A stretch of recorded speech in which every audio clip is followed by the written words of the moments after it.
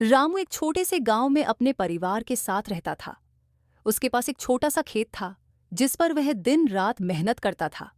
उसकी पत्नी सरिता और दो बच्चे रामा और सीमा उसके साथ रहते थे। उसका खेत हमेशा हरा भरा रहता। वह फसल को समय पर सींचता। एक दिन गांव में बड़ा व्यापारी आया। वह बहुत ही प्रभावशाली था और गांव के बाहर के बड़े शहरों में भी व्यापार करता था। व्यापारी ने सुना था कि रामू का खेत बहुत अच्छा है और उसकी फसल भी बहुत बेहतर होती है। व्यापारी ने रामू से संपर्क किया और उसे अपनी फसल बेचने का प्रस्ताव दिया। व्यापारी ने कहा, रामू, मुझे तुम्हारी फसल चाहिए। अगर तुम मुझे इसे सस्ते में बेच दो तो मैं तुम्हें बहुत अच्छा दाम दूंगा। तुम्हारे लिए यह एक अच्छा मौका होगा। रामू ने व्यापारी की बातों को सुना, लेकिन उसे यह महसूस हुआ कि व्यापारी उससे सस्ते में फसल खरीदने की कोशिश कर रहा था। उसने सोचा, अगर मैं सस्ते में अपनी फसल बेचता हूं तो यह मेरे लिए सही नहीं होगा।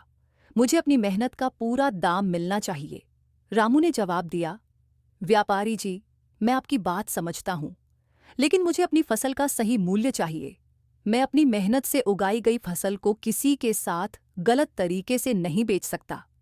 व्यापारी ने कहा, तुम एक छोटे किसान हो, तुम्हें क्या पता बड़े व्यापार की बातें। अगर तुम मेरे साथ चलोगे तो तुम्हें ज्यादा फायदा होगा। लेकिन रामू ने फिर भी अपनी बात पर अडिग रहते हुए व्यापारी को जवाब दिया, मेरे लिए ईमानदारी सबसे ऊपर है। मैं अपनी मेहनत का मूल्य सच्चाई से ही लूंगा। व्यापारी ने थोड़ी देर सोचा और फिर रामू की ईमानदारी की सराहना करते हुए उसकी फसल का उचित दाम दिया। रामू ने अपने खेत की फसल को सही दाम पर बेचा और वह संतुष्ट था कि उसने किसी के साथ धोखा नहीं किया। कुछ महीने बाद गांव में एक ऐसी स्थिति पैदा हो गई जिसने रामू को बहुत सोचने पर मजबूर कर दिया।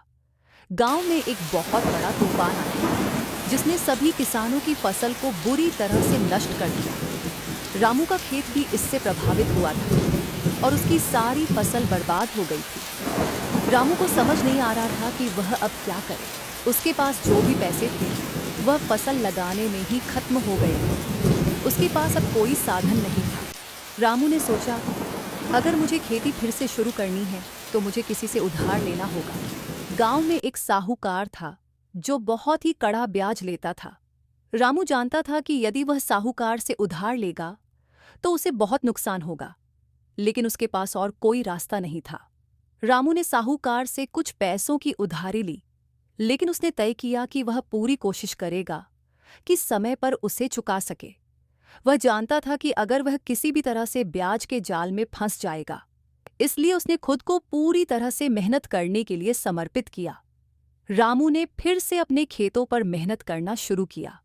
उसने न सिर्फ अपनी फसल को समय पर सींचने का काम किया, बल्कि उसके अलावा गायों, बकरियों और मुर्गियों का ध्यान भी रखा। उसका दिन सुबह से रात तक खेतों में काम करने में ही व्यतीत होता था। वह बिना किसी उम्मीद के मेहनत करता गया, क्योंकि उसे विश्वास था कि उसकी मेहनत कभी बेकार नहीं जाएगी। कुछ महीनों बाद रामू की मेहनत रंग लाई। उसकी नई फसल बहुत अच्छी हुई और वह उसे अच्छे दामों में बेचने में सफल हुआ।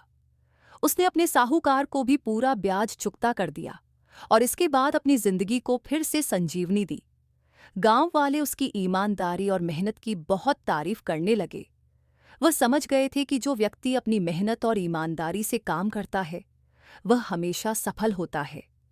रामू की कहानी हमें यह संदेश देती है कि अगर हम ईमानदारी से अपने काम करते हैं और सच्चाई का साथ नहीं छोड़ते तो कोई भी परिस्थिति हमारे लिए मुश्किल नहीं होती।